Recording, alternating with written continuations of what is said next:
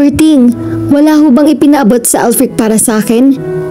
Excited na tanong ni Judy sa katiwala ng mga Benitez nang dumating ito. Galing ito sa bahay ng mga Benitez sa Maynila, kung saan tumutuloy si Alfric, ang apo ng matriarka ng mga Benitez kung saan sila namamasukang mag-ina. Mayroon, sagot nito. Iginala muna nito ang paningin sa paligid na parabang tinitiyak na walang ibang makakarinig sa kanila. Saka nito dinukot ang isang colored envelope mula sa likurang bulsa ng pantalon nito. Excited na kinuha niya iyon, saka itinago sa bulsa ng kanyang uniforme.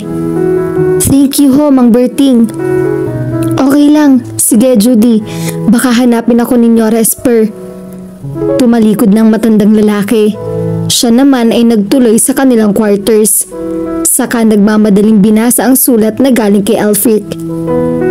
Miss Dimples, 2 weeks pa lang ako rito sa Maynila, pero miss na kita.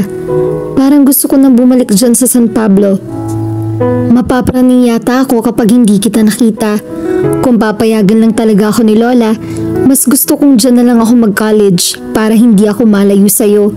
Sa tuwing gigising ako sa umaga, ikaw ang unang hinahanap ng mga mata ko.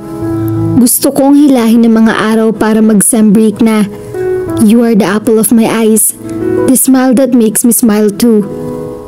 Huminto siya sa pagbabasa nang may maramdaman siyang pagkabog sa kanyang dibdib. Kabog na nagdudulot ng sayang noon pa lamang niya nadama sa buong 15 taon ng buhay niya. You're the apple of my eyes, the smile that makes me smile too.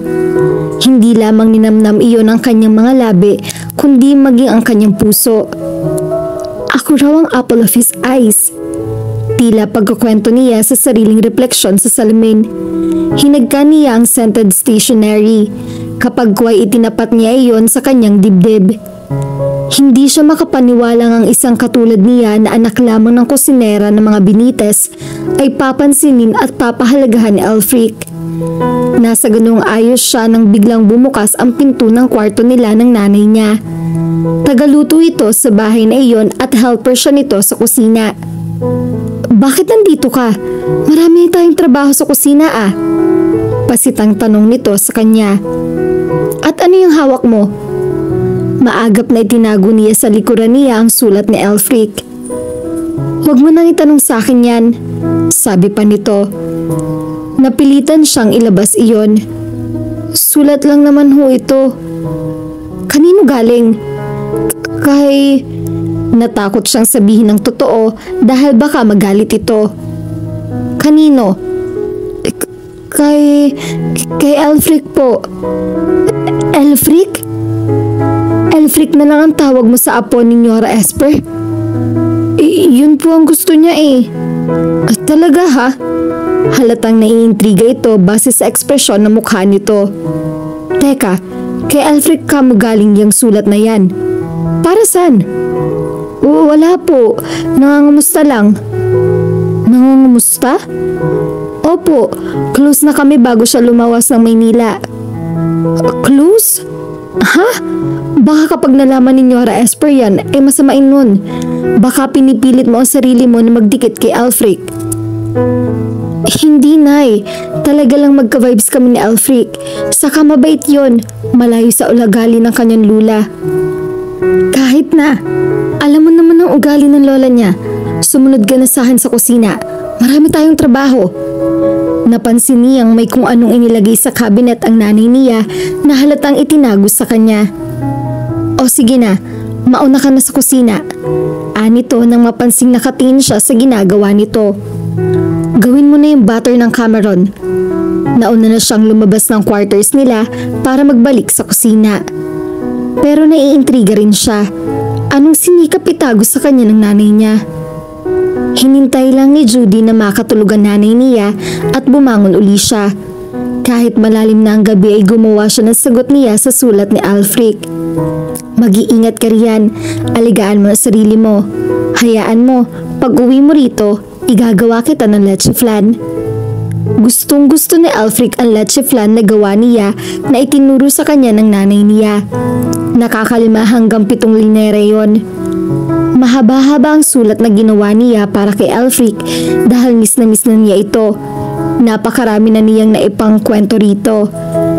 Madalas kasi silang nagkwekwentuhan sa gazebo bago sila matulog nung hindi pa ito namamalagi sa Maynila.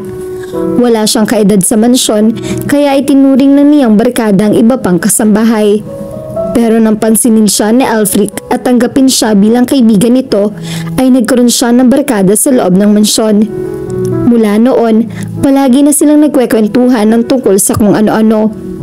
Noong una ay nag-click lang sila dahil pareho sila ng paboritong band, ang Side A and B band. Pinakita pa nga nito sa kanya ang CDs nito at ibinahagi nito sa kanya. Ipinahiram din nito sa kanya ang portable CD player nito. Hanggang sa maging close sila, sabay na silang nag-i-snack. Madalas na ito nag-request ng mga pagkain gusto nito. Natutuwa siya kapag nakikita niyang nagugustuhan nito ang mga niluluto nilang mag-ina. Lalo pa silang naging malapit sa isa't isa nang mamatay ang mami nito mahigit 2 buwan na ang nakakaraan dahil sa breast cancer. Kapag kailangan nito ng kausap ay palaging siya ang nilalapitan nito. Siguro'y nakatulong siyang magamot ang pagdadalamhati nito. Nakakapanghinayang nga lamang at nagkalayo sila dahil sa pag-aaral nito sa kolehiyo sa Amerika. Nga sana gusto ng lola nito na mag-aral sa Elfrich pero tumuto lang daddy nito. Kamamatay lamang daw ng asawa nito kaya ayaw nitong malayo sa Elfrich. Pagkatapos niyang gumawa ng sulat ay inilagay niya iyon sa ilalim ng unan at nahiga na siya. Nagsisimula pa lamang siyang humuli ng antok nang maramdaman niyang may kumikilo sa double deck. Sumilip siya. Napansin niya ang kanyang nanay na tumayo mula sa lower deck ng double deck na hinihiga nila. Nang silipin niya ang wall clock bago siya mahiga ay pasado 12:00 na ng hating gabi. Nagtaka siya nang mapansing lumabas ito ng quarters. Kung iihi siya ay may CR naman dito sa loob. Bakit kailangan pa siyang lumabas ng quarters namin? Tanong niya sa sarili. Nanatili siyang nakikiramdam at naghihintay sa kanyang higaan. Ngunit halos kalahating oras nang nakalipas ay hindi pa nito bumabalik. Gusto na sana niyang bumangon para alamin kung saan ito nagpunta pero nag-aalala siyang baka magising ang 3 pang kasama nila sa quarters at malaman pang lumabas ang nanay niya. Nanatili siyang gising hanggat hindi bumabalik ang nanay niya. Saan ka nagpunta kagabi, Nay? Kahit na nag-aalangan siya, hindi rin natiis ni Judy na hindi tanungin ang kanyang ina tungkol sa paglabas ng ng quarters nila nang nagdaang gabi. Kagabi? Balik tanong nito. Nasa loob sila ng pinakamalaking supermarket sa San Pablo. Opo, gabing-gabi na nakita ko pa kayong lumabas ng quarters. Nagising kasi ako nagpahangin lang ako sa gazebo. Naalinsanganan kasi ako kahit may electric fan sa loob ng quarters natin. Gusto niyang sabihin na hindi naman mainit sa loob ng quarters nila. Kaya lalo niyang nakapagkuro na nagsisinungaling ito sa kanya. Pero bakit naman ito magsisinungaling sa kanya? Hindi ba ang turo pa nga nito sa kanya ay huwag na huwag siyang magsisinungaling? Hindi na siya nag-usisa pa dahil baka ikagalit ng nanay niya. Tuwang-tuwa si Judy nang makatanggap siya ng phone call mula kay Alfred pagkalipas lang ng ilang araw. Kamusta na? Tanong nito mula sa linya. Hindi siya kaagad nakapagsalita. Marinig pa lang niya ang boses nito ay para na siyang kinikiliti sa batok. Hello? Judy? Nariyan ka pa ba? Oo. Bakit hindi ka nagsasalita? Na-surprise lang ako. Hindi ko akalaing tatawagan mo ako. Miss na kasi kita Lalo siyang kinilig sa narinig. Talaga? Naaalala mo pa ako riyan? Manila yan. Marami siyempreng maganda riyan. Saka marami ka na sigurong bagong friends dyan. Marami ngang maganda rito, pero wala pa rin mas gaganda sa'yo. Lalo siyang kinilig. Ikaw ang lakas mo talaga mambola. Totoo yun Kahit marami maganda rito, iba ka pa rin. Ang charm mo pa rin ang hinahanap ko. Ang cute smile mo, ang dimples mo, saka yung tawa mong masakit sa tainga. Ewan, nakaingos pero nakangiting sabi niya. Napansin niyang lumabas ng kusina ang nanay niya at nakita siya nitong may kausap sa telepono sa sala. Tiningnan siya nito ng makahulugan. Sige na, Elfric, baka may makakita sa akin na gumagamit ng telepono eh. Wala naman dyan si Lola, hindi ba? Kaya nga itinaon ko ang pagtawag sa'yo ngayon eh. Oo nga, pero baka makita at mapagalitan ako ng daddy mo o mayordoma. Gusto ko pang mag-usap tayo eh. Pagbalik mo na lang dito, kailan ka ba uuwi? Tanong niya rito. Baka next month pa, kaya nga nagmimiss na kita talaga. Namimiss na rin kita, wala namang nangungulit sa akin dito. Hayaan mo, gagawa ko ng paraan para makauwi riyan. Sinesenyasa na siya ng nanay niya na ibaba na ang telepono kaya nagpaalam na siya kay Elfric kahit ayaw pa sana niyang tapusin ang pakikipag-usap dito. Sino yun? Pagalit na tanong ng nanay niya. Si Elfric po. Bakit ka naman niya tinawagan? Wala ho, nangangamusta lang. Hindi mo ba naisip na baka pagalitan ka ni Nyora Esper kapag nalaman yan? Siya naman po ang tumawag eh. Alangan naman pong hindi ko sagutin. Huwag ka ng mga tuwiran. Bumalik ka sa kusina. Oo. Medyo nababad trip na sagot niya. Bakit ba nagagalit ang nanay niya sa pakikipagkaibigan niya kay Elfric? Kapapasok pa lang ni Judy sa quarters nila nang mapansin niya ang fresh roses sa ibabaw ng side table malapit sa higaan nila ng nanay niya. Kanino kaya galing to?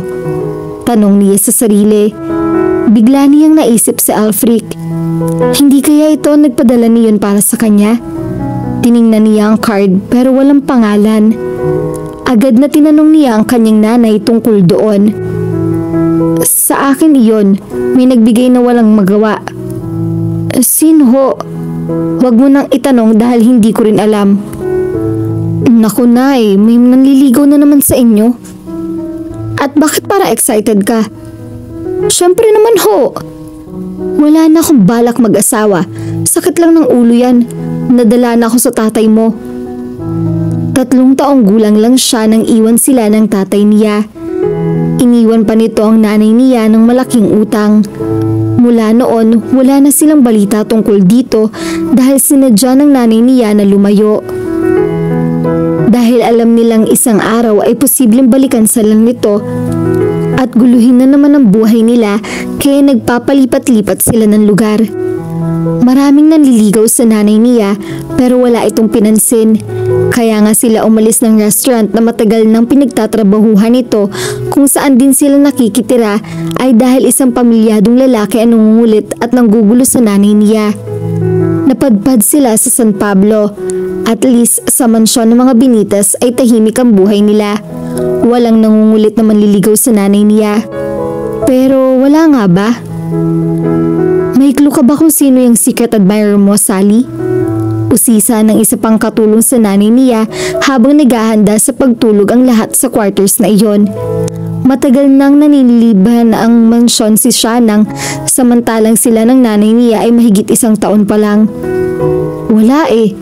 Sagot ng nanay niya na tila atubili. Maganda at bata ka pa, kaya hindi ka talaga mawawala ng admirers. Ayoko nang sanang isipin ang tungkol dyan. Wala na akong balak mag-asawa uli. Bakit naman? 35 ka pa lang naman, hindi ba? May karapatan kang muling lumigaya. Kapag may dumating na matinong lalaki, mag-asawa ka uli. Kailangan mo ng katuwang sa buhay. May anak naman na ako, kaya bakit maghahanap pa ako ng katuwang sa buhay? Natatakot na ako magkamali uli. Pero mahirap pa rin magsalita ng tapos. Sabi ng nanay niya. Napaisip si Judy habang nakikinig sa usapan ng dalawa. Nararamdaman niyang may hindi sinasabi sa kanyang nanay niya. Hindi kaya may lalaki nang pumupukong sa pansin nito na ayaw pa lang nitong aminin sa kanya? Nasa kusina si Judy nang may 2 kamay na tumakip sa kanyang mga mata mula sa likuran habang nagpupuna siya ng mga kubyertos na gagamitin para sa maliit na party mamayang gabi sa mansyon dahil birthday ni Senyora Esperanza. Sino ba to? Tanong niya habang pilit na tinatanggal niya ang mga kamay na nakatakip sa kanyang mga mata. Nang hindi niya matanggal iyon ay sinalat niya ang kamay upang makilala ang may-ari niyon. Parang mga kamay ng lalaki. Hindi kaya si Alfred ito? Pero paano namang mangyayari iyon? Nasa Maynila si Alfred dahil hindi pa nakapag-schedule ang uwi nito sa San Pablo. Tinanggal na ng taong nasa likuran niya ang kamay nito. At ang unang nakita niya ay isang maliit pero magandang stuffed toy. Paglingon niya, ang nakangiting mukha ni Alfred ang nakita niya. Alfred? Halos napasigaw siya. Muntik na niyang mayakap ito sa sobrang tuwa. Anong ginagawa mo rito? Tanong niya. Bahay ko to, remember? Hindi yun ang ibig kong sabihin. Bakit nandito ka? Sumakay ako ng kotse. Dinala ko ng sasakyan dito. Ito naman, hindi na makausap ng matino. Sabi niya. Saka masuyong hinampas ito sa balikat. Akala ko ba next month pa ang pag-uwi mo? Birthday ni Lola eh. At gusto mo siyang sorpresahin? Medyo, sabi nitong nagkibit balikat. Pero ang talagang dahilan kaya umuwi ako ngayon ay dahil gustong-gusto na kitang makita. Speechless siya. Hindi niya alam kung anong kanyang sasabihin. Lalo na nang iabot sa kanya ni Alfred ang stuffed toy na dala nito. Nagkatinginan na lamang sila. Ipinagpaalam siya ni Alfred sa nanay niya dahil magpapasama raw ito sa kanya na bumili ng magandang ireregalo sa lola nito. Ito ang nag-drive. Pero nagtaka siya nang hindi naman sila sa mall nagpunta kundi sa La Esperanza Hotel and Resort. Inihimpil nito ang kotse sa tabing dagat. Ang sabi nito, sa Maynila pa lang ay nakabili na ito ng regalo para sa lola nito. Bumili muna ito ng snacks sa restaurant sa loob ng resort. Bakit tayo nagpunta rito?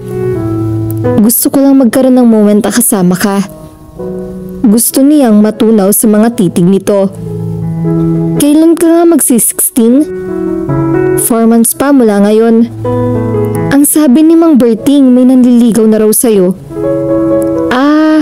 Yung anak ni Mr. Johnny, nakatiwala sa plantation nyo.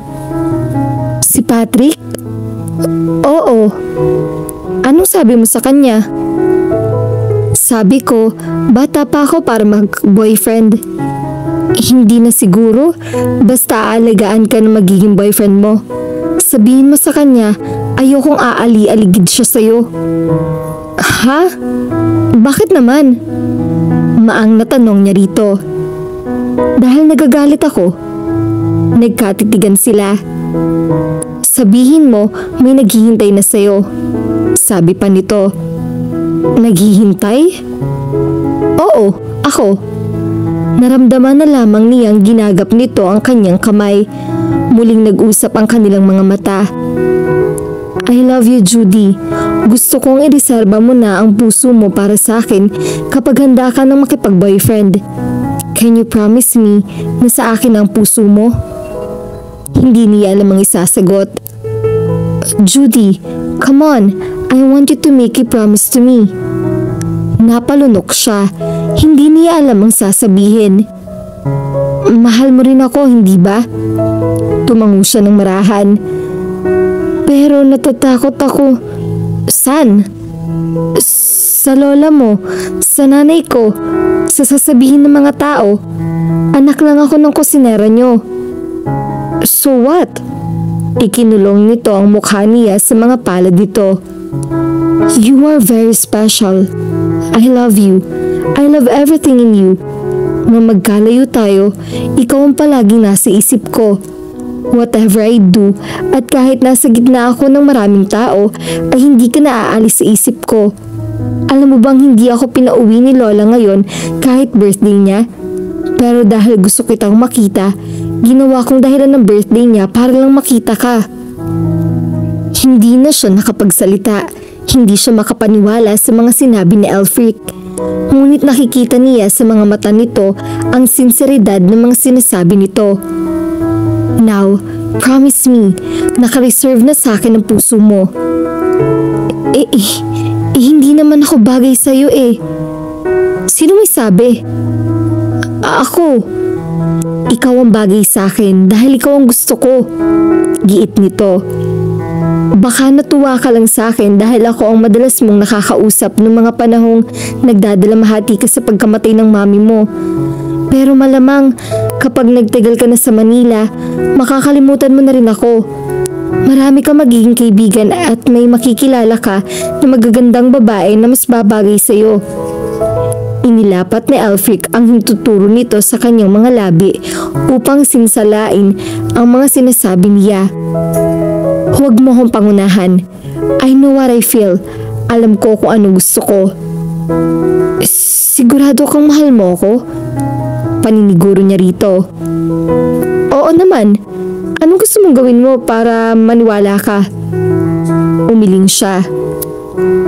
Ayaw mong maniwala? Hindi siya sa maniniwala. Hindi lang ako makapaniwala. Gusto mo isigaw ko rito? Gagawin mo?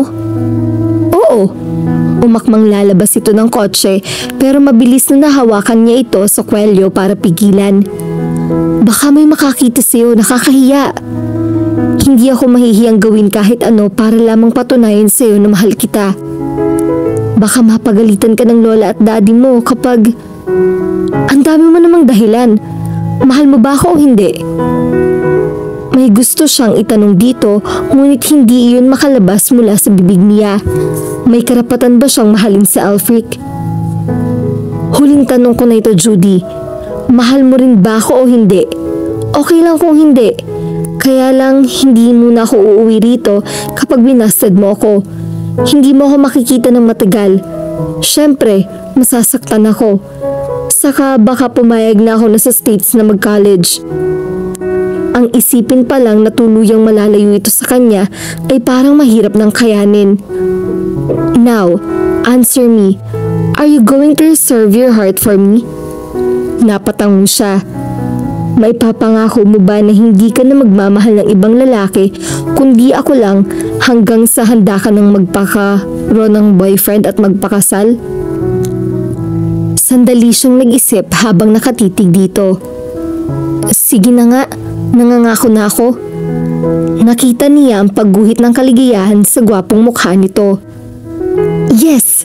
Masayang sambit nito, saka siya kinabig payakap. Hindi niya alam kung paano mag-react. Napakabanyaga sa kanya ng mga emosyong nararamdaman niya ng mga sandaling iyon. Maligaya siya na may kasamang takot. Nang maramdaman niyang dumampi ang mga labi ni Alfric sa kanyang buhok, ay napapikit siya. Sa pag-aalalang may makakita sa kanila, ay itinulak niya ng bahagya ang katawan nito palayo sa kanya. Wala ka bang nakikitang liligawan sa Maynila? Wala. Tila natatawa ito sa kainosentehan ng tanong niya. Nilagyan mo nga siguro ng gayuma yung mga niluluto niyo para sa amin, kaya ganito ang nararamdaman ko sa'yo. Hindi ah. At nagkatawanan sila. Maya-maya pa ay masaya ang pinagsasaluhan nila ang hamburger, french fries at soft drinks. Bago sila umalis sa lugar na iyon, nakiusap siya kay Alfric na huwag sasabihin kahit kanino, kahit kay Mang Berting ang tungkol sa pangako nila sa isa't isa. Sige, kung yan ang gusto mo. By the way, hindi ba sabi mo gusto mong ipagpatuloy ang pag-aaral mo? Oo. Ako ang bahala. Kakausapin ko si Lola para payagan ka na mag-aral next year. Ako na rin nasasagot sa gastos. Sobra-sobrang allowance ko para masuportahan ko ang pag-aaral mo. Saglit na naging speechless siya pagkarinig niya sa sinabi nito. Gagawin mo yun? Yup. Gusto ko sabay nating tutuparin mga pangarap natin. Napayakap siya rito dahil sa labis na kaligayahan. Happy birthday, Lola! Agad na niyakap ni Alfric si Senyora Esperanza pagdating nila sa mansyon. Saka nito hinigkan sa magkabilang pisngi at iniabot ang dalang regalo. Bakit umuwi ka pa? Hindi ka na lang tumawag sa telepono para batiin ako. Anong matanda habang nagmamando sa mga katulong na nagpapalit ng mga kurtina. Gusto kong personal kang mabati, Lola. Saka miss na kita. Nambola ka pa. Baka may kasalanan ka lang o may hihingi ka kaya umuwi ka nang wala sa oras. Napalingon si Alfred kay Judy na nagtatago sa likuran ng hamba ng pinto habang pinagmamasdan ng eksena ng maglola. Sa pag-aalalang mapansin siya ng nakatalikod na si Senyora Esperanza ay sa kusina na siya nagdaan sa halip na sa main door sa living area. Pagkakita sa kanya ng nanay niya ay hindi ito nagsalita, tiningnan lang siya nito. Baka maging masyado kayong malapit ni Alfred sa isa't isa na tiyak na ikakagalit ni Nyora Esper. Sabi nito, bata ka pa, baka hindi mo pa alam ang pagkakaiba ng ilusyon sa realidad. Huwag kang magpapadala sa lahat ng magagandang nakikita mo. Ayoko masaktan ka sa huli. Tumango lamang siya. Baka puro babaeng inaatupag mo sa Manila, Alfred. Sabi sa binata ni Senyora Esperanza na naninit ang tono habang magkasalo silang mag-anak sa pagmimerienda sa gazebo. Hindi po, Lola. Ang pag-aaral ko ang pinagtutuunan ko ng pansin. Good. Huwag mo munang seryosohin ng mga babae hanggat hindi ka nakakatapos. Naririnig iyon ni Judy dahil inuutusan siya ng nanay niya na magdala ng melon shake doon. Palihim na nakakasulyapan niya si Alfred. Gusto ko magmasteral ka pagkatapos mo ng business management. Kakailanganin ko ng expertise mo. Kapag ikaw na ang in charge sa plantasyon at sa minahan, kailangan ko ng makabagong ideas para hindi tayo kainin ng buhay ng mga kakompetensya natin. Time will come when you will take charge. Ang daddy mo, ewan ko kung anong mga plano niya sa buhay. Mas abala siya tapos ngayon sa kanyang mga escapes sa babae. Tinapunan ng Donya ng matalim na tingin ang ama ni Alfred. Mas maganda kung gagawin niyo lang na libangan ng buhay niyo ang mga babae. You don't need them in your life. Ikaw, Cesar, hanggang ngayon ba'y hindi ka pa nakaka-recover mula sa pagkamatay ni Marlene? When are you coming back to your senses? Sabi ni Ernest. Marami ka nang napapabaya ang trabaho sa opisina. Ako na naman ang nakita niyo, ma. Sabi ng daddy na Alfred. Bago tumalikod si Judy ay muli siyang napasulyap kay Alfred na nakatingin pa rin sa kanya. Pasimpleng kinindatan siya nito. Wait, Judy. Tawag sa kanya ni Senyora Esperanza. Ikuha mo nga ako ng tea. Iced tea, Senyora. Natural. Alang namang uminom ako ng mainit na tsaa sa gantong oras. Anito sa mataring na tono. Use your common sense, iha. Napayuko siya. Pasensya na po. Tumalikod na siya para bumalik sa kusina. Nasaktan siya sa naging akutasyon ng lola ni Alfred. Hindi niya alam kung bakit bigla siyang naging sobrang sensitibo ng mga sandaling iyon. Dahil ba sa murang isip at kalooban niya ay nakikita niya ang malilinaw na guhit na nasa pagitan nila ni Alfred? Iyon ba ang sinasabi ng nanay niya na bata pa siya kaya hindi pa niya nakikita ang kaibahan ng ilusyon o sa realidad? Kinagabihan ay nagkaroon ng maliit na pagtitipon sa bakuran ng mansyon. Mga kakilala at malalapit na kaibigan, kabilang sa alta sosyedad ng San Pablo ang mga bisita ni Senyora Esperanza. Kabilang sa mga abala si Judy at ang nanay niya. Labas-masok sila sa loob ng bahay at sa bakuran para sa pagsisilbi ng pagkain. Maya-maya ay pinatawag ni Senyora Esperanza si Alfred na mas gusto pa siyang kulitin sa kusina kaysa ang makihalubilo sa mga bisita ng lola nito. Kunwari tumitikim-tikim ito ng mga handa pero ang alam niyang dahilan ay gusto nitong makasama siya. Bakit daw ako pinapatawag ni Lola? Tanong nito sa kanya. Hindi ko alam. Sagot niya. Basta lumabas ka na lang, baka magalit yun. Nang siya naman ang muling lumabas para magsilbi ng dessert ay nakita niya nagsasayaw si Alfred at ang isang magandang babae. Napakaganda nito at sa tansya niya ay hindi nalalayo ang edad sa kanila ni Alfred. Noon lamang niya ito nakita. Mabagal ang tugtog kaya sweet ang sayaw ni Alfred at ng magandang babae.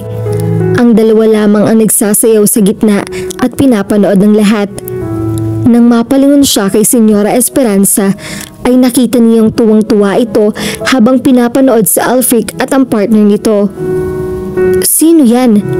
tanong niya kay Sinang na parang kinikilig habang pinapanood ang dalawang sumasayaw. "Apo raw ni Gob, galing sa Australia.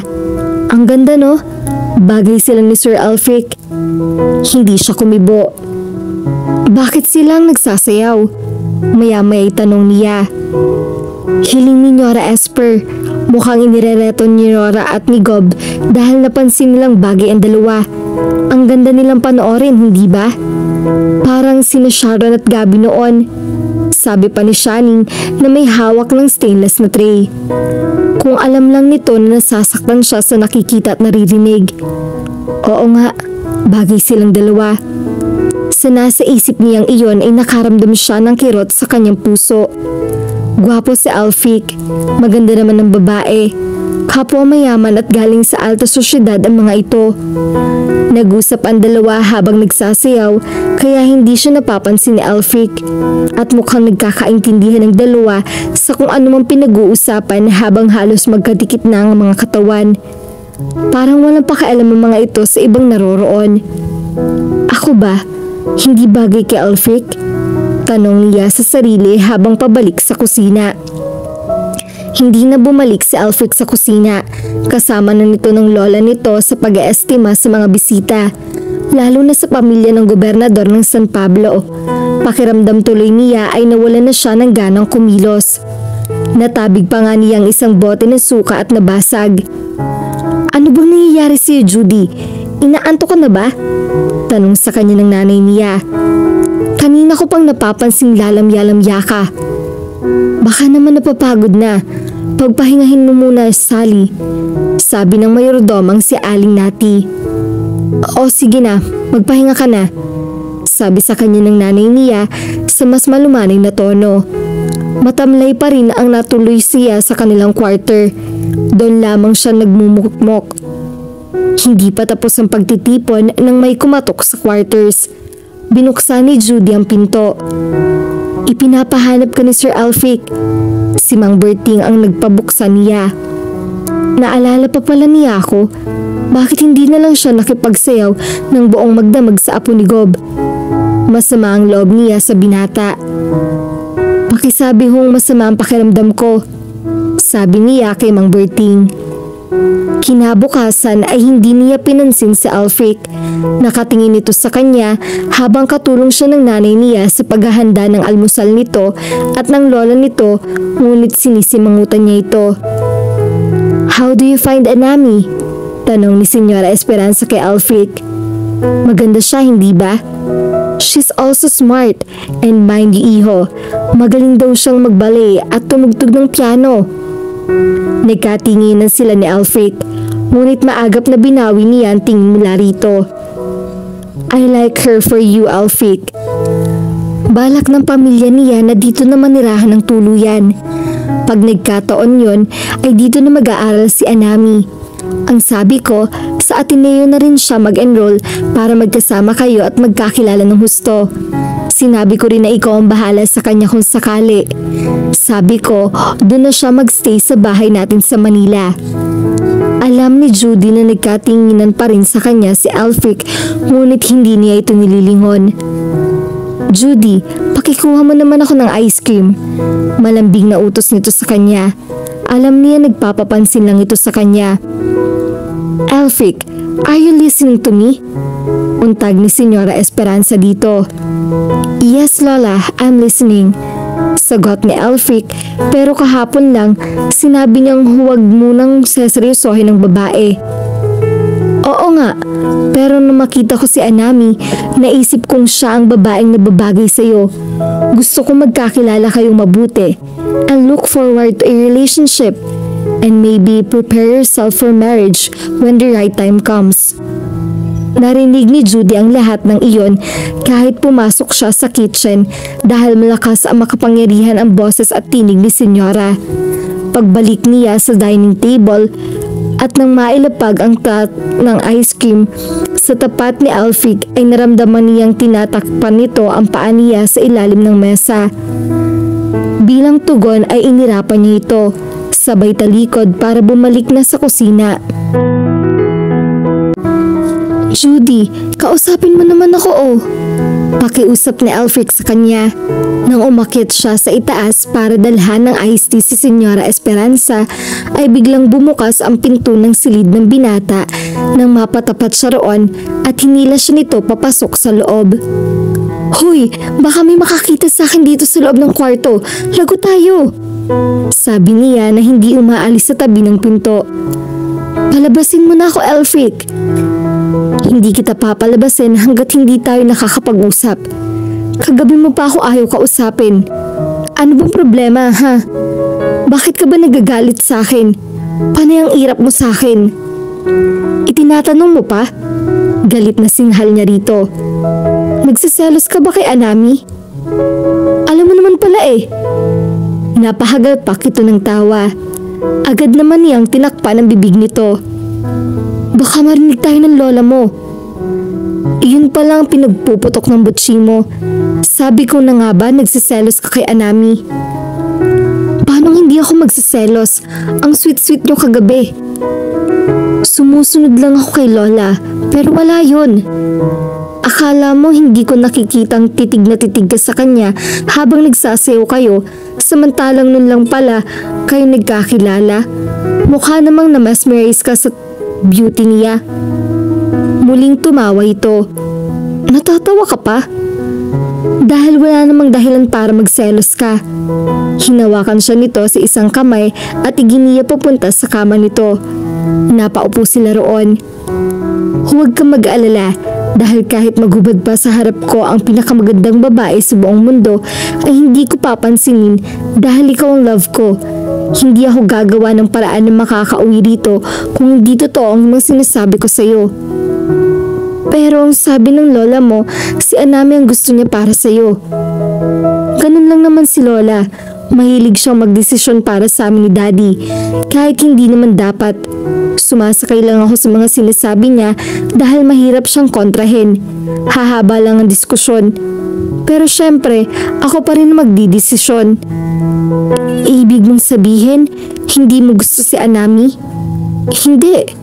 Ayoko sa babaeng yung nagmumukhang espasol sa kapal ng makeup. Nagkatawanan sila sa sinabi nito. Ayaw mo bang maniwala sa pangako ko na nakalaan sa iyong puso at pagkatao ko, kaya wala na ako ibang babaeng bibigyan ng pansin? Naging speechless siya habang nakatitig sa gwapong mukha nito. Sana nga matupad mo ang pangako mo, kapag kway sabi niya rito. Niyakap siya nito at hinagkan sa buhok. Lalabas na ako. Nag-uusap pa tayo. Baka may makaalam na nandito ako. Bakit ba parang takot na takot kami makakita sa atin na nag-uusap? Siyempre, natatakot akong baka makahalata sila, lalo ng lola mo. Ano ngayon kung malaman niya? Baka magalit siya at mapalayas kami sa bahay na to. Gumuhit din ng pag-aalala sa mukha ni Alfred. Para namang hindi natin kilalang lola mo. She'll understand, Judy. Saka sasabihin ko sa kanya na mahal kita. I'll be leaving tomorrow morning, kaya sinasamanta ko lang ang oras na magkasama tayo. Hinaplos nito ang pisngi niya. Bago ako umalis ay may bibigay ako sa'yo. May kinuha ito mula sa bulsa ng pantalon nito. Isang maliit na kahon. Nang buksan nito iyon ay tumambad sa kanya ang isang napakagandang singsing. May naka-engrave na letter A sa pinakabato niyon. Kinuha nito ang isang kamay niya at isinuot iyon sa kanyang daliri. Yan ang magpapaalala sa iyo na nakareserba na sa akin ang puso mo. Sabi nito. Medyo maluwag sa iyo pero hindi bale. Madali na magawa ng paraan yan. Nang maisuot nito ang singsing sa daliri niya ay hinagkan nito iyon. Wala ba akong kiss? Inabot niya ang halik sa pisngi nito. Mag-iingat ka sa Manila ha. Bilin niya rito. Ikaw rin, madalas akong tatawag sa'yo. At muli silang nagyakap. Madalas ang palihim na tawagan nila ni Alfred habang nasa Maynila ito at hindi nakaligtas iyon sa nanay niya. Sinong nagbibigay ng singsing na yan? Si Alfred, no? Hindi ka agad siya umamin. Huwag ka na maglihim sa akin. May nakita kong sulat sa drawer mo mula sa kanya. Yumuko na lang siya. May relasyon ba kayo ni Alfric? Tumango siya ng marahan. Judy, baka nakakalimutan mong katulong lang tayo dito. Pero mahal daw po ako ni Alfric. Naniwala ka naman kaagad. Nararamdaman kong totoo yun, Nay. O sige, halimbawa ng totoo. Sa tingin mo ba'y tototohanin ka ni Alfric? May pangako na po kami sa isa't isa. Baka natutuwa lang siya sa'yo. Pero gusto ka niya ngayon, bukas ay hindi na. Lalo na kapag nalaman ni Nyora Esper ito. Tiyak na magagalit yon. Hindi mo ba naririnig ang apo ni Gob ang gusto niya para sa kanyang apo? Napahikbi siya habang nakayuko. Naramdaman niya ang pagkabibig nito. Anak, sinasabi ko ito sa'yo dahil ayokong umasa ka at masaktan lang sa bandang huli. Kung talagang mahal ka ni Alfric, bakit hindi ka naman niya makayang ipaglaban sa lola niya? Hindi po gagawin ni Alfric yun. Bata pa kasi, hindi mo pa alam kung gaano kalupit ang buhay. Hindi yun puro ligaya. Ayokong umiiyak ka. Ayoko maranasan mo ang naranasan ko nung talikuran ako ng tatay mo. Ang impit ng pag-iyak niya ay pinayapa ng nanay niya. Isang beses sa isang buwan ang uwi ni Alfric sa San Pablo at ganun lang sila kadalang magkita ni Judy. Halos silahin niya ang mga araw at parang gusto niyang liparin ang pagbalik ng San Pablo para magkita na sila kaagad ng kanyang nobya. Pagdating niya sa San Pablo ay nabangkit kaagad nito sa kanya na alam na ng nanay nito ang tungkol sa kanila. Gusto niyang kausapin si Aling Sally pero humahanap pa siya ng magandang tiyempo. Nang gabing iyon, bago siya matulog ay gusto sana niyang makausap si Judy. Lumabas siya ng bahay at nagpunta sa gazebo. May usapan sila ni Judy magkikita. Maya-may napansin niyang may lumabas mula sa maid's quarter. Sinipat niyang mabuti dahil parang hindi yun si Judy. Lalo siyang nagulat nang sundan niya ito ng tingin. May nakita siyang isang anino sa madilim na bahagi ng hardin. Sinipat din niya itong mabuti at nagulat siya sa nakita niya. Si Daddy?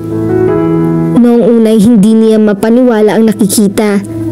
Pero nang makita niyang niyakap ng daddy niya, ang nanay ni Judy ay na-freeze siya sa kinatatayuan. Bigla tuloy siya nagtago sa pag-iwas para mapansin siya ng dalawang taong iyon sa dilim. Pero isang buntong hininga ang pinakawalan niya. Anong ibig sabihin nun? May affair si Daddy at si Aling Sally? Kung hindi iyon nakita ng kanyang mga mata, ay baka hindi siya maniwala. Kung sa bagay, katulad ni Judy ay maganda rin ang nanay nito. Mukha nga magkapatid lang ang mag-ina. Kung maayusan nga ang mag-ina, ay lulutang ang makataong ganda ng mga ito. Hindi imposibleng ma-attract ang daddy niya rito. Pero seryoso ba ang daddy niya sa nanay ni Judy? May isa pa siyang problema. This can't be. Paano kami ni Judy? Wala akong dapat i-explain sa'yo, Alfric. Matigas sa pag-iwas ng daddy niya nang usisain niya ito ng sarilinan sa loob ng den. I just want the truth, Daddy. Seryosong sabi niya. What truth? Kung ang totoong namamagitan sa inyo ni Aling Sally, are you serious with her? Or you're just playing with her? Sa halip na sagutin nito ang tanong niya, ay nagsalin nito ng alak sa baso. Dumalas ang pag-inom nito mula nang mamatay ang mami niya. Wala kang pakialam. Buhay ko to. Ayaw mo sumagot dahil nahihiya kang aminin sa akin na pinaglalaroan mo lang si Aling Sally. Dahil gusto mo lang maglibang para makalimutan mo ang lungkot sa pagkawala ni mami katulad ng madalas mong ikatwiran. It's been 4 months. Kung gusto mong gumamit ng ibang babae dahil nangungulila ka, huwag si Aling Sally. Huwag mo akong pakialaman sa ginagawa ko. Sabi nito. Nalaglag ang mga balikat niya. Nagpapaalala lang ako, Dad. Kawawa naman si Aling Sally kung paglalaraan mo lang ang feelings niya. Itigil niyo na ang kalokohang to. Don't tell me what to do. I know what I'm doing. Tahimik na siyang lumabas ng den. Nakikialam lang ako dahil ayoko maapektuhan kami ni Judy. Gusto sanang ilihim ni Alfie kay Judy ang natuklasan niya. Pero alam niyang may karapatan itong malaman ang tungkol doon. Nasurpresya siya nang malaman niyang alam na rin pala nito ang tungkol doon. Alam ko nang lumalabas si nanay ng quarters namin kagabi. Malungkot na sabi nito habang magkausap sila sa gazebo. Hindi nga yun ang unang beses na nakita kong ginawa niya yon. Pero kagabi ko lang nalaman na daddy mo pala ang kinakatagpo niya. Mangiyak-ngiyak na sabi nito. Don't cry, baby. Pag-aalo niya rito habang hinahaplos ang ulo nito. Baka may makakita sa'yo na umiiyak. Hindi ko kasi akalaing magsisinungaling sa'kin si nanay. Tinanong mo na ba siya tungkol dito? Natatakot ako magalit siya. Natatakot din ako na isasagot niya. I confronted my dad. Anong sabi niya? Usisa nito nang muling magtaas ng mukha. Nag-isip pa siya bago sumagot. Hindi siya nag-deny. Muling napaiyak ito. Bakit silang dalawa pa? Pabuntong hiningang tanong nito. Hindi sila pwede magkagustuhan. Paano tayo? Ayoko rin itong nangyayari kaya gagawa ko ng paraan. Hindi muna niya binanggit kay Judy ang pangamba niyang baka hindi seryoso ang daddy niya sa nanay nito. Makikiramdam muna siya para malaman niya ang totoo. Bakit ganyan ang tingin mo sa akin? Nagtatakang tanong kay Judy ng kanyang nanay nang pumasok ito sa quarters nila para magpahinga pagkatapos nilang magluto at magsilbi ng tanghalian sa mga Benitez. Bakit kayo nagsisinungaling sa akin ay? Natigilan nito, naupo malapit sa kanya. Nakita ko kayo nung isang gabi. May relasyon pala kayo ni Sir Cesar. Bakit naglilihim kayo? Matagal na hindi ito nakasagot. Parang nag-aatubili. Tayo na lang magkakampi, hindi ba? Tayo lang ang pamilya. Bakit maglilihiman pa tayo? Nagtatampong tanong niya rito. Nahihiya ako sa'yo. Hindi ba sinabi ko sa'yo noon na ayoko nang magmahal muli? Maniwala ka sa akin. Sinikap kong iwasan si Sir Cesar. Pero matyaga siyang nanuyo. Halos araw-araw ang pagbibigay niya sa akin ng sulat, ng mga bulaklak. Nag-iipit din siya ng kung ano-anong short messages sa pagitan ng ilalim ng tasa ng kape at ng platito. Mahal daw niya ako at hindi sasaktan. Nahulog na rin ang loob ko sa kanya. Mabait kasi siya sa akin. Nangako rin siyang tatanggapin ka bilang anak. Kayo may sabi sa akin na baka magalit si Senyora Esper kapag nalaman na namamagitan sa amin ni Alfred. Pagkatapos, kayo rin pala? Napahikbi ito. Sorry anak, hindi ko rin naman sinasadyang mangyari to. Pero sinabi sa akin ni Cesar na ipaglalaban din niya ako. Umusid ito palapit sa kanya at inakbayan siya. Huwag ka na sana magtampo sa akin. Kayo rin palang sisira sa mga sinasabi niyo sa akin. Sumbat niya rito. Anak, mauunawaan mo sana ako. Natahimik siya. Si Alfred kaagad ang naisip niya. Paano kami ni Alfred, Nay? May pangako na kami sa isa't isa. Mga bata pa naman kayo, anak. Magturingan na lang kayong magkapatid. Kung sakali, para na rin sa kinabukasan mo to. Papakasalan daw ako ni Cesar. Ngayon lang uli ako nagmahal, anak. Sana'y maintindihan mo ko. Nagpo-protesta ang kalooban niya. Walang problema sa kanya kung magmahal uli ang nanay niya. Pero bakit ang daddy pa ni Alfred? Impit na napahikbi siya. Nagagalit ka ba sa akin, anak? Nag-aalalang tanong ng nanay niya sa kanya. Sana hindi na lang si Sir Cesar, Nay. Sorry talaga, anak. Hindi ko sinasadya masaktan ka. Hindi naman kasi mamimili ang puso kapag nagmahal. Madalas pati takot at katwiran ay nakakalimutan. Niyakap at inalo niya ito na lalong lumakas ang hikbi niya. Pero ano bang salita at yakap ang maaaring mag-alis sa kalungkutan niya kapag naiisip niya ang posibilidad na hindi na silang pwedeng magmahalan pa ni Alfred? Hindi na tinanggap ni Judy ang mga tawag ni Alfric mula noon. Naging tahimik na rin siya, kahit ang nanay niya ay hindi na siya masyadong kinikibo. Alam kong galit ka sa akin dahil mahal mo na nga siguro si Alfric. Sabi nito habang nasa supermarket sila at namimili. Huwag niyo lang po akong pansinin, Nay. Walang ka-emosyong sabi niya. Anong gusto mong gawin ko? Tapusin ko relasyon namin ni Cesar? Pinili niyang huwag na lang kumibo. Hindi ba sabi mo noon okay lang sa'yo kung magmahal ako uli? Pero bakit naman si Sir Cesar panay? Sige, kung talagang ayaw mong mahalin ko si Sir Cesar, pwede ko naman siyang iwasan. Kaya lang, baka hindi ko na magawa yun ngayon. Saglit na huminto ito at itinulak ang pushcart at huminto sa tapat ng vegetable section. Buntis kasi ako, anak. Para siyang ipinako sa kinatatayuan.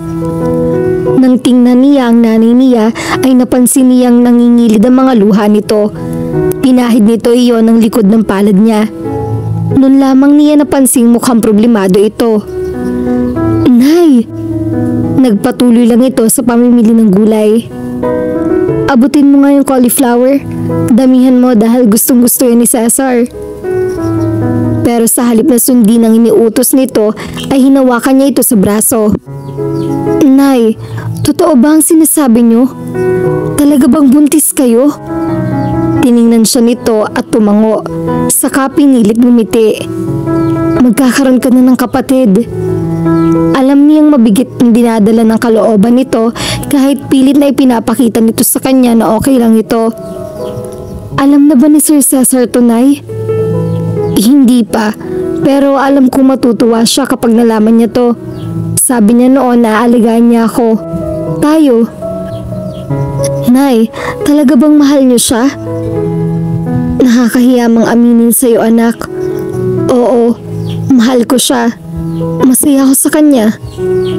Sigurado naman ba kayong mahal din kayo niya? Bakit naman ganyan ang tanong mo? Paano kung hindi pala niya kayo totoong mahal? Kamamatay lang ng asawa niya. Sa tingin niyo, malilipat ka agad ang pagmamahal niya sa inyo? Inalis nito ang pagkakatingin sa kanya at ibinalik sa mga gulay. Parang nasasaktan ito sa itinanong niya. Mahal niya raw ako. Iyon ang paulit-ulit na sinasabi niya. Ang dali niyo namang maniwala. Tiningnan siya nito ng mataman. Bakit kay Alfric naniwala ka kaagad? Balik nito. Kasi nararamdaman mo sigurong totoo ang mga sinasabi niya. Kung minsan, may mga bagay na mas naiintindihan ng puso kaysa sa isip natin. Malungkot na tumango siya. Kinausap ko na si Cesar. Sinabi ko ang tungkol sa inyo ni Alfric. Ang sabi ko, pwede ako magsakripisyo para sa inyo.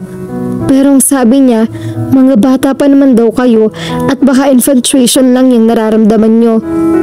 Lilipas ang araw habang nag-mature kayo. Hindi, Nay. Patawarin mo ko, anak. Pero katulad ng sinabi ko sa'yo, kaya ko naman magparaya para sa kaligayahan mo. Pero dahil sa kondisyon ko ngayon, kailangan nang ipinagbubuntis ko na magiging tatay. Sana'y maintindihan mo. Ayokong lumaki rin siyang walang tatay. Huminga siya ng malalim. Pilit niyang pinagaan ang bigat sa puso niya. Sa kanya nagawang umiti, bagamat may pait pa rin doon. Naiintindihan ko, Nay. Kaya lang, sana po hindi kayo nagkamali katulad ng kinatatakutan nyo. Sana nga po mahal kayo talaga ni Sir Cesar. Mahal ako ni Cesar, anak. Nararamdaman ko yun. Kahit sinabi ko noon na ayoko nang magmahal, nabuhayan ako ng pag-asa nang suyuin ako ni Cesar. Pakiramdam ko hindi na ako masasaktan ngayon. Nakangiti na ito nang sabihin iyon. Kahit paano ay konsolasyon na iyon sa pamamigat ng puso niya dahil sa napipintong pagkasira ng relasyon nila ni Alfric. Kinagabihan, basa ng luha ang kanyang unan. Masakit isiping kailangan niyang isakripisyo ang kanyang unang pag-ibig para sa kaligayahan ng nanay niya. Hindi niya mapigil ang pag-iyak pagkatapos niyang gumawa ng sulat para kay Alfric. Sinabi niya rito na hindi na niya matutupad ang pangako nila sa isa't isa dahil kailangan nilang magparaya. Isa pa siguro sa dahilan ng pag-iyak niya ay ang pag-aalala at takot na nararamdaman niya sa posibilidad na masaktan lang uli ang nanay niya. Idinalangin na lamang niyang sana'y maging maligaya ito. Nandito sa San Pablo sa Elfric. Nasa Jollibee siya sa bayan. Hinihintay ka. Napamaang si Judy sa sinabi sa kanya ng Ma'am Berting ng hapong iyon. Next week pang schedule ang uwi niya. Hindi ho ba? Oo, pero pumuslit siya dahil gusto niyang magkausap kayo ng maayos at personal sa labas. Hihintayin ka raw niya hanggang alas 6. Alam niya nagsisimba ka tuwing linggo. Ayaw niyang umuwi sa mansyon dahil galit daw siya sa daddy niya. Sige ho, pupunta ako sa sinabi niyang lugar. Gusto kong ipaglaban ng nararamdaman ko. Giit na Elfric. Halatang naghihirap ang loob nito. Napansin ni Judy na nanlalalim ang mga mata nito. Bakit ba kailangan natin magparaya, Judy? Una, dahil ngayon lang nagmahal uli ang nanay ko. Pero mahal din natin ang isa't isa. Gusto kong sumungaw ng mga luha niya dahil naghihirap din ang loob niya ngunit sinisikil siya ng kanyang emosyon. Mga bata pa tayo eh. Basag ang tinig na sabi niya. Ayoko, Judy. Hindi ako papayag. Si daddy ang dapat magparaya. Tutal, buntis ang nanay ko, Elfric. Natigilan ito. Oh my God. Tinampal nito ang sariling noo. Bakit? Bumuntong hininga ito bago siya muling tiningnan. Hindi ito dapat nangyari eh. Mahina lang ang pagkakasabi nito niyon pero narinig niya ng malinaw. Bakit, Elfric? Ulit na tanong niya rito. I hate to say this to you, sabi nito. Pero hindi ako sigurado kung talagang mahal ni daddy ang nanay mo. Ano? Siya naman na natigilan kapag kuwa'y biglang umasim ang mga mukha niya. Anong hindi ka sigurado? May pakiramdam ako na ginagamit lang ni daddy ang nanay mo para maibsan ang pangungulila niya kay mommy. Hanggang ngayon, kinakain siya ng lungkot, kaya kung sino-sinong babaeng... Tumigil si Elfric sa pagsasalita. Napansin siguro nitong gumuhit na ang galit sa mukha niya. Binalaan ko na si daddy tungkol dito nung una ko siyang kausapin. Kung balak lang kako niyang gamitin ng nanay mo, tigilan na lang niya dahil ayoko masaktan kayong mag-ina. Ang sabi niya, wala raw akong pakialam at buhay niya yon. Then, noong isang araw, nakita raw siya ni Mang Berting sa Manila. May kasamang ibang babae. Kung talagang mahal niya ang nanay mo, hindi na niya gagawin yun. Tarantado pala yung daddy mo eh. Sabi niya, nagpupuyos ang damdamin. Ibig sabihin, pinaasa lang niya si nanay. Hindi na niya naawat ang kanyang mga luha. Agad na ginagap nito ang kanyang mga kamay bago pa bumuhos ang emosyon niya sa tindi ng galit. Ako nang humihingi ng tawad sa inyong mag-ina. Kawawa naman ang nanay ko. Pinaasa lang pala niya. Umiiyak na sabi nito. Mabilis siyang tumayo saka tumalikod. Pinigil siya nito. Judy, please, hayaan mo akong kumausap sa kanya. Hindi, ako ang kakausap sa kanya. Niloko niyang nanay ko. Padarag na binawi niya ang kamay niya ang hawak nito. Saka siya nagmamadaling umalis ng fast food na iyon. Hindi niya matatanggap na nasaktan na naman ang nanay niya. At isipin pang handa na nga sana siya magsakripisyo. Niloloko ka lang niya, Nay. Sumbong ni Judy sa nanay niya pagdating niya sa mansyon. Inabutan niya ito nang nakahiga sa double deck sa loob ng quarters nila dahil nahihilo raw ito dahil marahil ng pagdadalang tao nito. Nagtaka pa siya kung bakit walang naging reaksyon ng nanay niya. Nay, hinagamit ka lang pala ni Sir Cesar. Hindi ka niya totoong mahal. Hindi pa rin ito tumibo. Ano ba, Nay? Naririnig mo ba ako? Halos lugyugin na niya ito. Oo, at alam ko na. Biglang gumuhit ang galit sa mukha nito. Alam niyo na rin? Impit itong humikbi. Sinabi ko na sa kanyang tungkol sa pagbubuntis ko. Ang sabi niya, bakit daw hindi ako nag-ingat? Nagtagi sa mga bagang niya. Hayop siya. Mariing sambit niya. Hindi ako papayag, Judy. Hindi ako papayag na muling maloko at matalo. Ipaglalaban ko ang karapatan na magiging kapatid mo. Kailangan panindigan ni Cesar to. Hindi ako papayag na ginamit lang niya ako sa pangungulila niya sa namatay niyang asawa. Kahit kusinera lang ako rito, hindi ako papayag na paglaruan lang niya. Nay, nakita niyang naghilam ito sa mga luha nito. Nakadama siya ng matinding awa para dito, kaya niyakap niya ito. Paano kung hindi kanya panagutan, Nay? Kung i-deny niyang yung baby niyo, bakit ipipilit mo pa ang sarili mo? Minsan na ako nasaktan, Judy. Sinabi ko nang hindi na ako papayag na maulit iyon. Umiwas ako, pero nakuha niyang loob ko. Naging mahina ako sa panunuyo niya. Sumugal uli ako dahil sa pag-asang magiging maligaya na uli ako at mabibigyan kita ng mas maayos na buhay. Kaya lalaban ako. Igigit ko ang dapat niyang panagutan sa akin. Wala na siyang nagawa kundi ang umiyak din. Para sa nanay niyang nasasaktan at para sa kapatid niyang hindi pa naiisilang. Napatigil si Judy sa pagkain sa isang mesa sa loob ng kitchen nang marinig niya ang tila komosyon sa sala. Ano yun? Tanong niya kay Aling Nati na humahangos na pumasok galing sa sala. Ang nanay mo, nagwawala. Kinumpronta si Sir Cesar. Bigla siyang napalabas ng kitchen at tinungo ang sala. Nakita niyang galit na kinukumpronta ng nanay niya si Sir Cesar. Anong kaguluhan to? Tanong ng kararating lang na si Senyora Esperanza.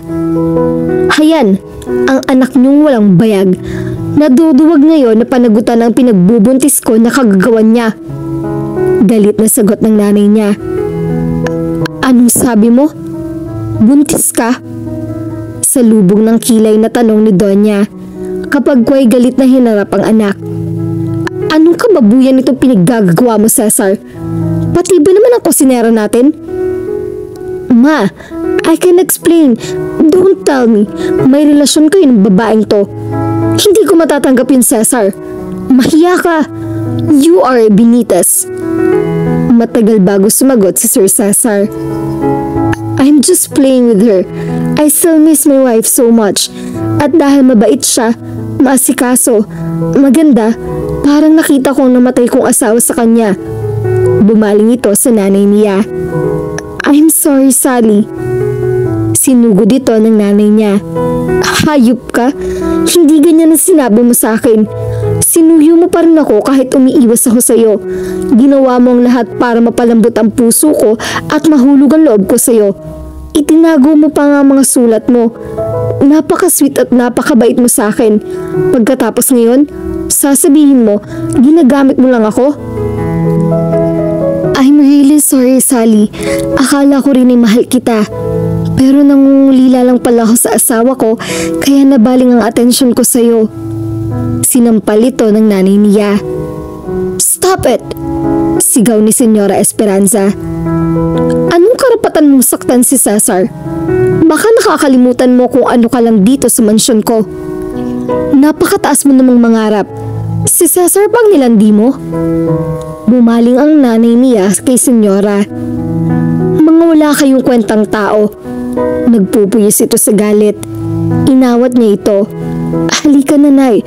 Umalis na lang tayo rito. Tama ang anak mo. Magbalot-balot na kayo. Pagtataboy sa kanila ng Senyora. Ngunit hindi ka agad tuminag ang nanay niya. Ilusyonada. Hindi pa nahihibang si Cesar para patulan ka. Patuloy sa pang-iinsulto rito si Senyora Esperanza. Ano akala mo sa sarili mo? Napakaganda mo para makalimutan ni Cesar na tagaluto ka lang sa mansyong to? Sa halip na matinag at sumunod sa sinabi ng kanyang nanay, ay muling lumapit ito kay Cesar at sinuntok sa dibdibang lalaki. Demonyo ka, hayop! Nagtiwala ako sa'yo, wala ka palang isang salita. Kasalanan mo. Bakit hindi mo ginamit ang isip mo? Si Senyora Esperanza ang sumagot. O siguro, naisip mong tataas ang posisyon mo sa mansyong to kapag pinatulan ka ni Cesar. Hindi mo man lang inisip na kabibiyudo lang niya at naghahanap lang siya ng mapagpaparausan. Hindi niya akalaing lalabas mula sa bibig ni Senyora Esperanza ang mga ganoong salita. Masyadong malaki ang tagpong iyon dahil halos lahat ng katulong ay nakasilip mula sa kung saan saang bahagi ng mansyon. Lumayas kayo. Muling pagtataboy ng Donya na itinutulak pa ang nanay niya. Huwag niyo ho akong pagtabuyan. Aalis kami dito kahit hindi niyo pa kami pagtabuyan at kahit buntis ako nakagagawa ng anak niyong nakatago pa rin sa saya niyo. Galit pa rin sagot ng nanay niya. Nagpabuntis ka, magdusa ka, walang utang loob. Tinanggap ko kayo rito, nag-ilusyon pa kayo at gumawa ng gulo sa pamamahay ko. Lumayas kayo. Ang sasama nyo. Mangilid-ngilid ang mga luha ng nanay niya, ngunit alam niyang pinipilit nitong huwag itong matibag ng emosyon. Kahit halos durugin ni Senyora Esperanza ang pagkatao nito, ay hindi ito nagpatinag. Pagkatapos ay muling tinapunan nito ng matalim na tingin si Cesar. At bago tumalikod ay dinuraan nito ang lalaki. Damn! Galit na reaksyon ni Senyora Esperanza. You bitch! Bitch ka rin! Magsama kayo ng anak mong walang bayag. Umangat ang kamay ng Donya para sampalin ng nanay niya. Sige, subukan nyo. Tila gustong manakmal ng nanay niya sa galit. Nagkatalon lang na may pera kayo, pero pantay lang tayo ng lugar sa mundo. Ang matutunaw sa tiyan nyo ay matutunaw rin sa tiyan namin. At kung mabubulo kami kapag namatay kami, ganun din ang mangyayari sa inyo. Mabilis na tumalikod ang nanay niya habang nakasunod siya. Impit siyang umiiyak dahil sa matinding awa rito at sa sitwasyon nilang mag-ina. Masyado siyang nasaktan sa pagtanggi ni Sir Cesar na panindigan ang pinagbubuntis ng nanay niya at dahil pang-insulto pa mula sa mag-ina ang nakuha ng nanay niya. Huwag kang iiyak, Judy. Mariing babala sa kanya ng nanay niya habang nag-e-empake sila ng mga gamit sa kanilang quarters. Umiiyak siya dahil sa ganon humantong ang lahat.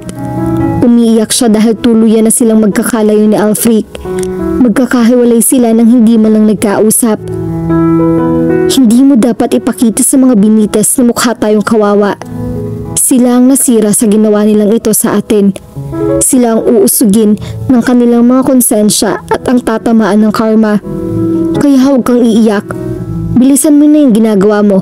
Ayoko nang magtagal pa dito sa bahay na to. Para na akong sinisilaban dito. Ngunit hindi pa rin siya tumigil sa pag-iyak.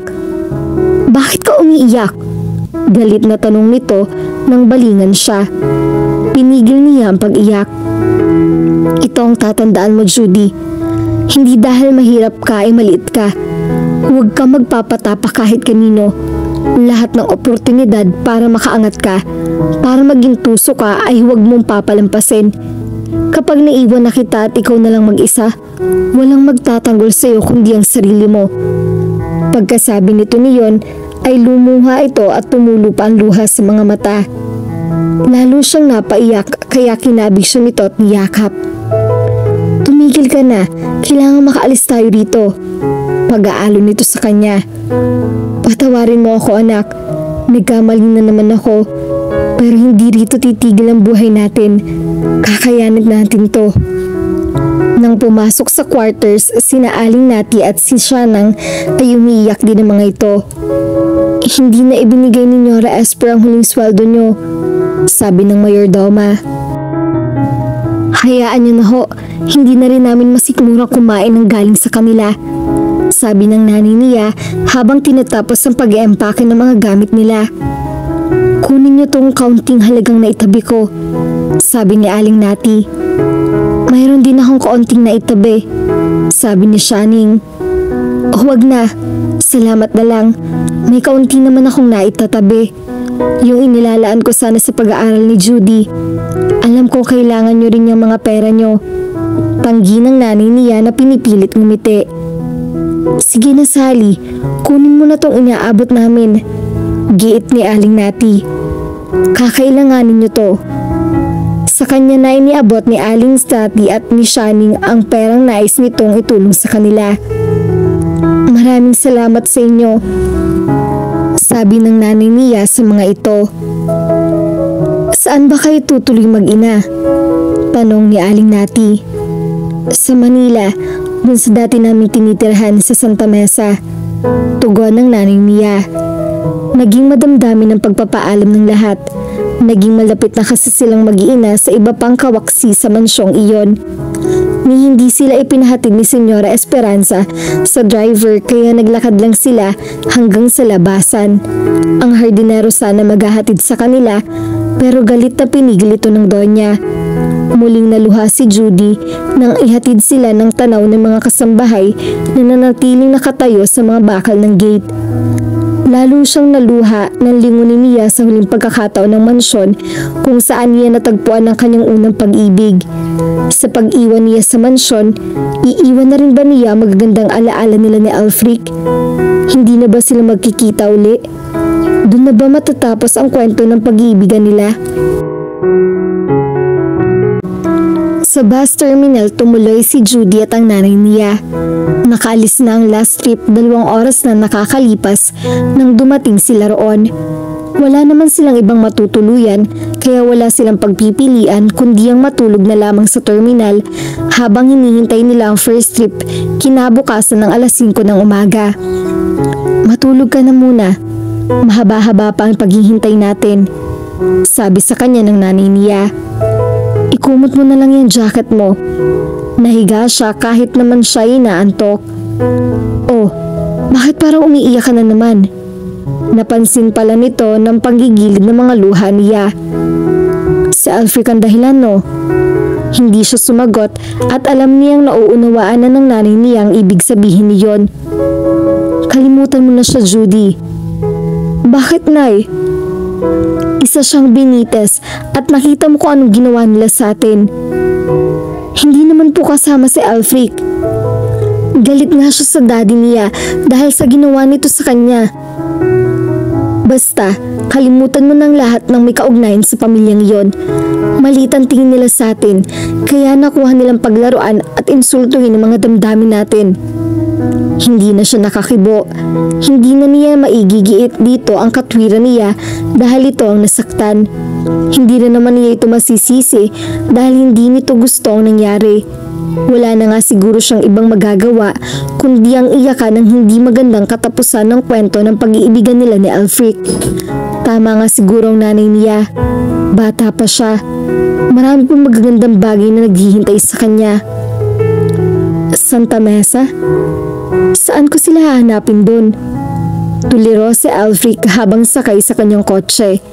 Kasama niya si Mang Berting na nagdadrive at hinahanap nila si Judy at ang nanay nito. Nalaman niya nangyari mula kay Aling Nati. Galit na galit siya sa pagpapalayas na ginawa ng lola niya sa mag-ina. Kinumpontra niya ang nadi niya. Wala kang balls, Daddy. You're unfair. Stop it, Alfric. Alam mo ba kung anong nararamdaman ko ngayon? I hate you. Dismayadong dismayado ako sa ginawa mo. How could you be so unfair to Aling Sally? Kailan ka pa naging ganun ka-sensitive? I said stop it. Wala kang karapatang sumbatan ako. Hindi mo alam ang pinagdadaanan ko. Huwag niyong idahilan ng pangungulila niyo kay Mami para i-justify ang pakikipaglaro niyo sa kung sino-sinong babae. That's bullshit. Namatay lang si Mami. Nawala na kayo sa katinoan niyo. Sinisira niyo ang buhay niyo. Nandadamay pa kayo ng ibang tao. Galit ang kinimkim niya ngayon para sa daddy niya. Ganon din sa lola niya na nagalit din namang malamang na nagmamahalan sila ni Judy. Damn it. Pati ikaw, nakipaglaro ka sa anak ng kusinerang yon? Hindi ako nakikipaglaro, Lola. I really love her. That's bullshit. Ano nangyayari sa inyo mag-ama? Kung totoo ang gayuma, siguro nga'y gayuma kayo ng mag-inang iyon sa mga pagkain ni hahanda nila. Galit na sabi ng lola niya sa kanya. Hindi niyo dapat tinrato ng ganun yung mag-ina. Si Daddy ang nakagawa ng kasalanan kay Aling Sally. She's pregnant, for heaven's sake. She got pregnant because she's a flirt. Napailing na lamang siya sa mga narinig niya sa sinabi ng lola niya. Anong klaseng mga taong miyembro ng pamilya niya? Walang makakapigil sa kanya para sundan at hanapin si Judy. Saan natin hahanapin ng mag-inang yon, Elfric? Tanong ni Mang Berting sa kanya. Kanina pa tayo ikot ng ikot. Tiyak na mahihirapan tayo dahil wala naman tayong eksaktong address kung saan sila dito sa Santa Mesa. Kahit galugarin natin ang buong Santa Mesa, hindi tayo titigil hanggat hindi natin sila nakikita. Sus Mariosep, ang laki-laki nitong Santa Mesa. Pero ayokong sumuko, Ma'am Berting. Kailangan makita ko si Judy. Kailangan magkausap kami. Marami akong gustong sabihin sa kanya. Hindi pwede magkahiwalay kami. Mahal na mahal niya si Judy. Sa kabila ng mga nangyari, hindi siya papayag na magkahiwalay sila ng tuluyan. Napakalayo pala ng lugar na to, Nay. Sabi ni Judy sa nanay niya habang sakay sila ng motorboat na maghahatid sa kanila sa island resort na pagtatrabahuhan nila. Malayo man, dinarayo naman ito ng maraming local at foreign tourist dahil sa ganda ng isla. Sabi ng tita Paula niya. Tingnan niyo naman ang virgin forest, ang malinaw na tubig, ang puting buhangin. Ubod ng yaman ng may-ari nito. Ang hobby ay mamimili ng mga isla at ide-develop ang resort.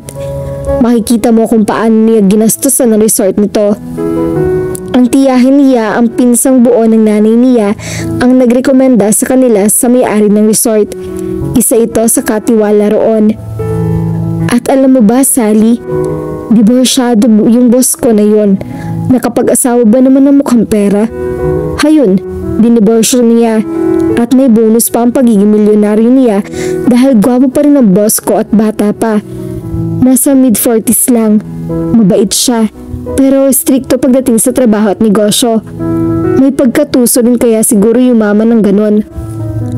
Bakit yun naman sinasabi kay nanay yan, Tita Paula? Malay natin, matipuhan ng nanay mo. Paula, sabi ng nanay niya sa nananaway na tono.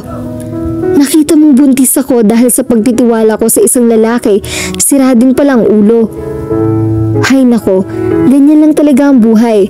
Minsan nagkakamali, minsan minamalas. Pero pagkatapos ng kabiguan, may swerte namang naghihintay. Hindi ba sa paglubog ng araw, ang susunod na gagawin nito ay sumikat? Mabuti ka pa nga kahit nasasaktan, at least nagka-love life hindi katulad ko. Napalingon si Judy sa nanay niya na nakangiting nagkibit ng balikat. Medyo halata na niya ang tiyan niya at nanlulumo siya kapag nakikita niya ang kalagayan nito. 3 buwan na ang nakakaraan mula nang umalis sila sa mansyon ng mga Benitez. Pagdating nila sa Santa Mesa noon ay nanlumo sila ng malaman nilang na-demolish na pala ang bahay dahil dati na tinitirahan at kung saan sila iniwang nakatira ang isa pang pinsan ng nanay niya at ang pamilya nito. Isa pang masamang balita ang natanggap nila pagdating nila roon. Patay na raw ang tatay niya. Namatay ito sa car accident habang nagtatrabaho sa Guam 5 buwan na ang nakakaraan. Nag-alay na lamang sila ng misa para sa ikatatahimik ng kaluluwa nito. Pinatawad mo na ba siya, Nay? Tanong niya sa nanay niya habang palabas sila ng simbahan. Hindi ba obvious? Nandito tayo, ipinagdadasal siya. Ikinatuwa niya ang isinagot nito. Pero may naalala pa itong itanong. Si Cesar, Nay, mapapatawad mo ba? Hindi ito sumagot. Bumuntong hininga lamang ito na parang may bigat na pinakawalan sa dibdib nito. Dahil wala na nga silang titirahan sa Santa Mesa ay napadpad sila sa Tanay, sa bahay ng pamilya ng Tita Paula niya. Once a month ay umuwi ito sa Tanay at nagkakaroon doon ng tao. Nangangailangan ng additional staff sa resort kung saan ito nagtatrabaho. Mga trabahador na handang magstay sa island resort. Tamang-tama namang naghahanap ng trabaho ang nanay niya. Hindi ka na dapat sumama sa akin dito, sabi ng nanay niya sa kanya. Paano ka makakapag-aral kung sasama ka sa akin sa pagtatrabaho rito? Saka na yun, Nay. Kung nasan kayo, dapat ay nandun din ako. Kailangan niyo ako dahil manganganak na kayo. Kahit kailan pwede ako mag-aral. Makakapaghintay yun. Mag-iipon lang tayo. Pagkatapos ibabalik ulit tayo sa Manila. Magtatayo na lang ako ng maliit na karinderya para makapag-aral ka ng kolehiyo. Ilang minuto lang ang nakarating na sila sa isla. Malayo pa lang sa tanaw na ang ganda ng island resort. Nakakagaan ng pakiramdam ni Judy ang magandang tanawin. Optimistic siya sa bagong lugar na iyon ay makakalimutan niya rin si Alfric. Sana. Mabait ang may-ari ng resort na kung tawagin ng lahat ng staff ay Boss Lee. Ivan Lee Hidalgo ang buong pangalan nito. 46 years old. Mukhang nakakagaan kaagad sila ng loob nito. Buntis ka pala. Paano ka magtatrabaho? Tanong nito sa nanay ni Judy. Hindi ho magiging sagabal yun, Boss Lee. Hanggang kaya ko ho, hindi naman ako hirap magbuntis. I hope you won't mind my asking. Pero nasaan ang tatay ng baby mo? Patay na ho. Tinamaan ng kidlat at nilamon ng bulkan. Muntik na siyang matawa sa isinagot ng nanay niya. Mukhang matindi ang galit mo sa tatay ng anak mo. Puna ni Boss Lee. Kung hindi na ho ako makakapagtrabaho ng maayos dito sa resort nyo, magpapahalam ho kami ng mag-ina kaagad. Huwag mo munang isipin na magpapaalam. Nabanggit na sa akin ni Paula na magaling ka raw magluto. I mean, kayong mag-ina. Kaunti lang ho, sagot niya. Well, sige nga, patikimin niyo ako ng specialty niyo. Anong gusto niyo? Tanong niya. Pero dessert lang ho ang expertise ko eh. Talaga? Pero hindi ako mahilig sa sweets eh. Pasta ang hilig ko. Mahilig din ako sa spicy foods. Pero kapag nagustuhan ko ang gagawin mong dessert, after a month, tataasan ko kagad ang sweldo mo. Sabi ni Boss Lee sa kanya. Sige ho, tinatanggap ko ang challenge. Nakangiting sagot niya. Hindi nagkamali si Judy at ang nanay niya sa pagtanggap ng trabahong iyon sa resort ni Boss Lee. Masarap ang manirahan sa isla. Nakatulong ang bagong environment para unti-unti makalimutan nila mga hindi magandang nangyari sa mansyon. Masaya sila sa kanilang trabaho. Walang pressure, walang masungit na amo. Mababait ang mga kasamahan nilang staff at mga trabahador. Ngunit hindi pa rin niya maiwasang maalala si Alfric at hindi manghinayang sa pag-ibigan nila na kaagad namang naputol. Hindi niya alam makakalimutan pa niya ito. Siya naman ang iniisip mo? Pukaw sa kanya ng nanay niya. Nasa labas siya ng cottage na tirahan ng mga staff at trabahador ng resort. Hindi kita mamadaliin, pero sana unti-unti mo ng pag-aralang kalimutan si Alfric. Hindi marunong magmahal mga Benitez. Maalala ko lang ang pangalan nila ay nasusuklam na ako. Minahal mo ba si Cesar, Nay? Importante ba yun? Saka hindi ba nasagot ko na yan noon? Minahal ko siya dahil inakala ko noon na binigyan niya ako ng bagong pag-asa at nararamdaman ko rin ang minahal niya ako kahit paano. Pinakitaan niya ako ng importansya na akala ko ay totoo. Hindi nga ako makapaniwala na magagawa niya yon. Hindi ko rin alam kung naduwag lang siya sa harap ng nanay niya. Siguro malas talaga ako sa pag-ibig. Pero hindi baling wala akong swerte sa pag-ibig. Basta ikaw ay maging masaya at hindi masaktan. Inakbayan siya nito at kinabig palapit sa katawan nito. Hiyang-hiya ako sa iyo, anak. Patuloy nito. Pumalpak na naman ako. Siguro iniisip mo ang tanga-tanga ng nanay mo. Panay ang sabi ko noon na hindi na ako papayag na magsaktan kayo at ayoko nang magmahal uli. Pero nagtiwala na naman ako. At pati ikaw, ipinagsakripisyo mo samantalang mahal mo pala si Alfric. Inihilig niya ang kanyang ulo sa balikat nito. Nagkakadramahan na tayo. Baka magkaiyakan pa tayo niyan, Nay. Sabi niya. Hinahanap na kayo niyan. Huwag mo nang alamin, mahirapan ka pang kalimutan siya. Napukaw ang pag-uusap nila nang lumapit sa kinaroroonan nila ang tita Paula niya. Hay nako Sally, nagpapaluto uli si Boss Lee ng stuffed pusit mo at yung nilasing na hipon. Impress na impress siya sa'yo. Pagbabalita nito. Nagustuhan din ni Boss yung tinira ni Judy.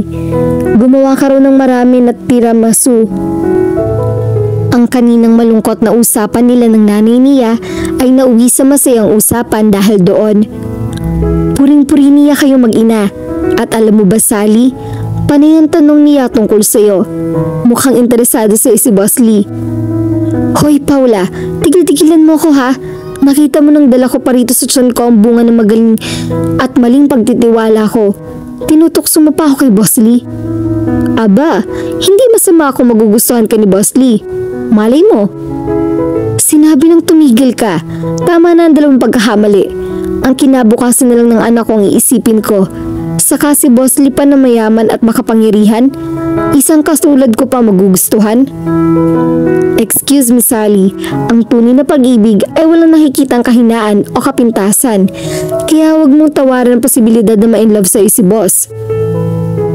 Isang hapon na nasa tabing dagat si Judy ay naisip niyang itapon na ang singsing na ibinigay sa kanya ni Alfred.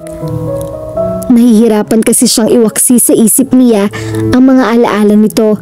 Pero nang akmanan niyang gagawin iyon ay hindi naman niya magawang ihagis iyon. Bakit ko itatapon? Wala naman siyang ginawang masama sa akin. Pero kapag naaalala niya ang ginawa ng daddy at lola nito sa nanay niya at sa kapatid niyang hindi pa naiisilang ay sumasakit ang kalooban niya. Paano nga naman niya mamahalin ng isa pang Benitez?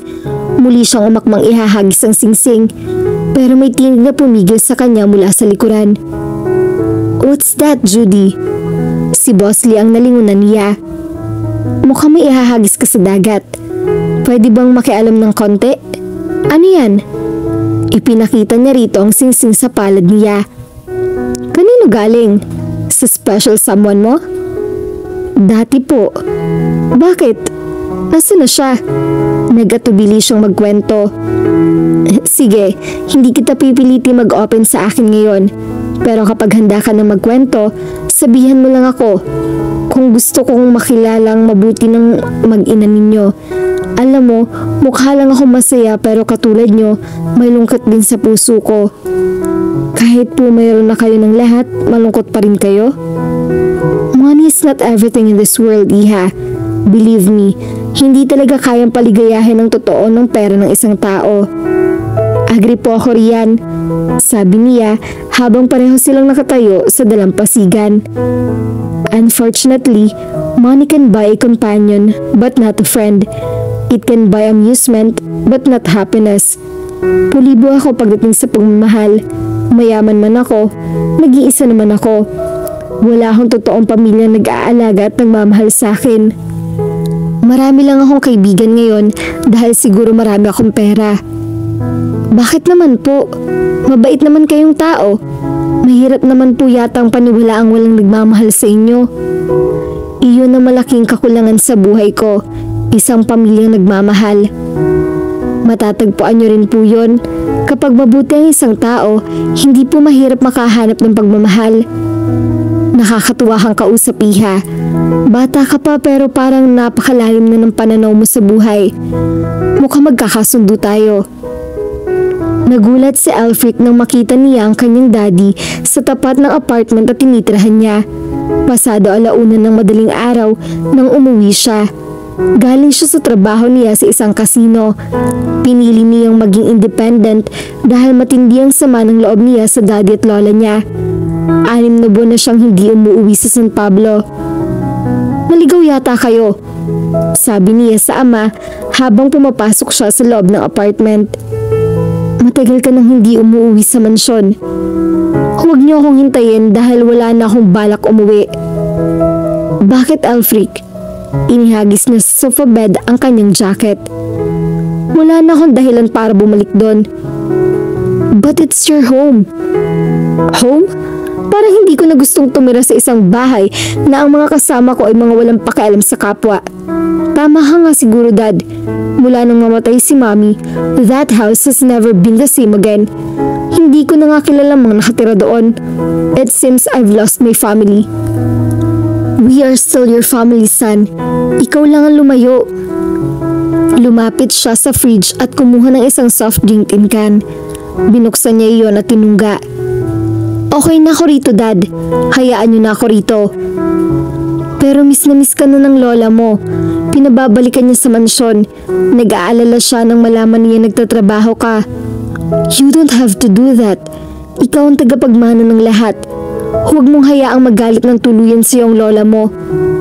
Ibinagsak niya ang kanyang katawan sa sofa bed. Wala na akong pakialam sa galit ng kahit sino. Aniyang madilim ang ekspresyon. Babalik lang ako sa mansyon kung maibabalik niyo sa akin si Judy.